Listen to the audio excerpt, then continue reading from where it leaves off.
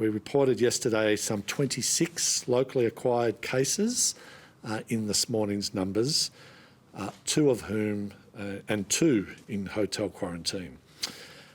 We currently have 5 cases in hospital and 1 in ICU. That's no change from yesterday. That makes in total, over the last 10 days, 133 cases associated with this outbreak to date as a result of the Sydney incursion of COVID-19. 24 of the 26 cases reported today were in quarantine for their entire infectious period, and the COVID commander will speak in more detail about these cases.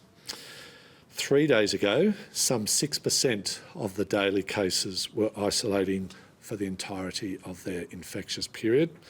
Yesterday, that was 73%, and today it's 92%.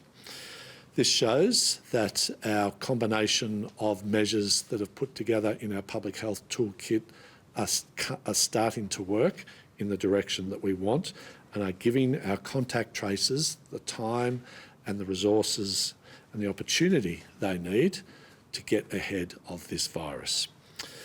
Of the remaining 2 that weren't infectious during their entire period, one of the exposures was limited to a single transaction at a petrol station in regional Victoria as they made their way back to metropolitan Melbourne to isolate, and that person did an outstanding job in following all the required measures to minimise transmission.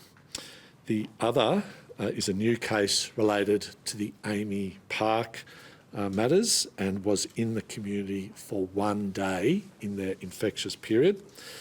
The COVID commander will go into more detail as to the public health team's identification of that case and the implications, but that is the case that visited the Prahran Market and the Market Lane coffee location last Saturday morning between 9:40am and 11:15am. These 2 locations have now been listed as Tier 1 sites this morning, and we use this opportunity to reach out to the over 900 people who checked into those venues under the QR code system. The advice is very clear. Victorians know how this system works now. If you were there during these times, you must immediately isolate, you must get tested, and you have to quarantine for 14 days following that exposure. We're doing what we can to limit the movement of people with the help of all Victorians during this lockdown, and the fact that we've had the Victorian population so supportive of those restrictions of movements, we remain confident that we can still get ahead of this. But please, if you were at the Prahran Market during that period of time last Saturday morning, you need to get tested, you need to isolate for the 14 days from that exposure period, and you need to do so immediately. But as today's numbers show, there may well still be further cases out there in the community, and we have to work on that basis until we run down every single case. And that is why our testing numbers continue to be so important. And that's why the more than 43,000 people who tested yesterday, their contribution is so vital to our public health team having the confidence that, in fact, we are getting ahead of this and that we are capable of making sure that there are no further cases out there in our community. And can I also thank the now more than 19,000 people who are isolating as primary close contacts for the hard work that they are doing in also working with our public health team and all Victorians in keeping us all safe. We have a high number of people in isolation from both Amy Park and the MCG exposure sites in particular, and I want to thank those people for doing the right thing.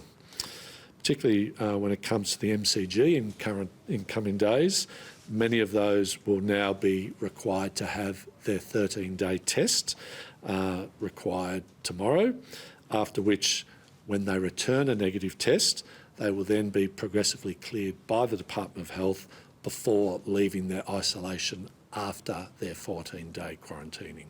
So those supports for many thousands of people will start to kick in over the next couple of days. So please continue to work, if you're caught up in those exposure sites, with our health department and with our public health team to progressively go through that testing and then the organised release advice that you will get from the Department of Health. Just to reiterate, you can only leave isolation once you've been contacted by the department. And next week, we will move into the same arrangements for the Amy Park large number of primary close contacts as well. So the case today and the exposure sites at the Prahran Market all show us just how important it is that we all, if we're caught up by this, monitor and stick to the 14-day period. There is every chance that many of those 19,000 people who are monitoring as primary close contacts can turn positive, as we saw in this case, which the COVID commander will go through. We know that the overwhelming majority of people in that 19,000 primary close contact group are doing the right thing, and that was confirmed again yesterday when we had 436 home visits to those primary close contacts, establishing nearly every single one of them were in fact in isolation, had been tested and were doing the right thing. This is quite reassuring to our public health team.